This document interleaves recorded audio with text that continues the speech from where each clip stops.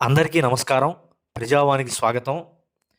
ఇప్పుడే అందినటువంటి breaking news మరియు YCP social మీడియాకి ఇది ఒక పండగ న్యూస్‌గా కూడా చెప్పుకోవచ్చు.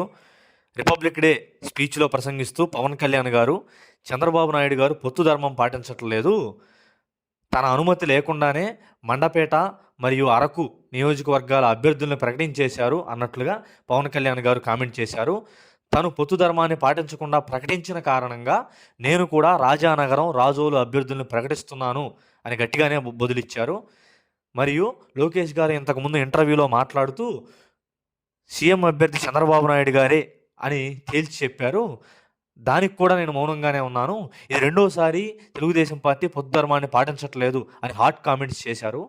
దీనికి గల కారణాలను మనం అన్వేషిస్తే చంద్రబాబు నాయుడు గారి ఆలస్య ధోరణే దీనికి కారణం.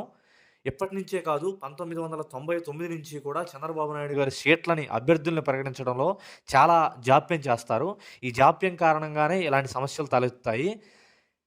ఖచ్చితంగా దీన్ని నివృత్తి చేసుకొని త్వరితగతిన అభ్యర్థులను ప్రకటించాల్సిన అవసరం ఎంతగానే ఉంది. ఎందుకంటే అధికార పక్షమైన వైఎస్ఆర్ కాంగ్రెస్ పార్టీ ఇప్పటికే పలు దఫాలుగా అభ్యర్థులను ప్రకటిస్తూ వస్తున్నారు.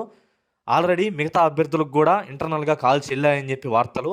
కానీ తెలుగుదేశం, జనసేన కూటమి నుంచి ఇంతవరకి ఒక్క లిస్టు కూడా అభ్యర్థులది రాకపోవడం అనేది గమనార్హం. ఖచ్చితంగా ఈ సమస్య నివృత్తి చేసుకోపోతే ఈ ఈ పలు వర్గాల నుంచి ఈ సోషల్ మీడియాలో తెలుగుదేశం, జనసేన ఇరువురు కూడా సోషల్ మీడియాలో యుద్ధానికి దిగుతారు. ఇది ఏనాటికి కూడా మంచి పరిణామం కాదు.